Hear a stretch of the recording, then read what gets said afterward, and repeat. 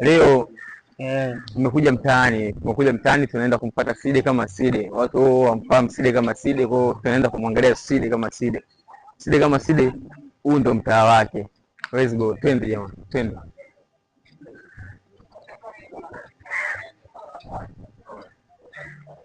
Mambo vipi? Poa vipi? Kama kawa. Yaani nimechoka. Jamani, huyu ndo kama Side kama Side. Wewe Chimwaga. Side kama Side. Nakuona. Unaniona?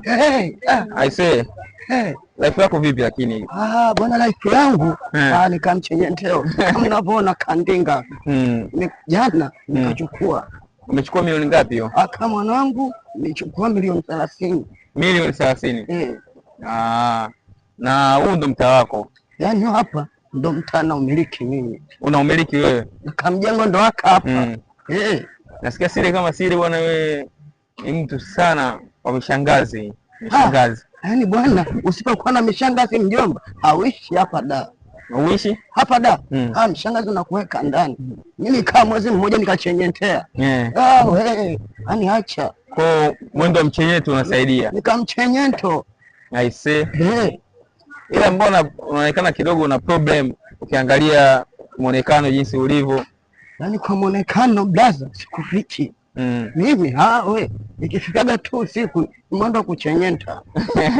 Kwa nini ndinga yako unatupanga Side? Hapana, siwezi kupanga. Yaani hii gari unaona bwaka.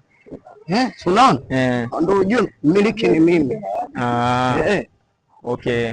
Ndio. Bwana, wazee wa TikTok, Facebook, Instagram, Side kama Side leo nipo naye kwenye jengo. Niko naye kitani kwake. Wewe Chimwaga, hebu tugee kidogo vionjo. Wewe Side kama Side. Wachenyente huku. Nimefurahi mechi ya juzi. Yaani kuna mtu nakimbia. Boka, yani Boka. Wamempata. Wamempata. Acha. Yeye ni mwendo kasi au ni ndege ya juu? Yaani bwana, yule anachenyenta vibaya. Nipo na Side kama Side.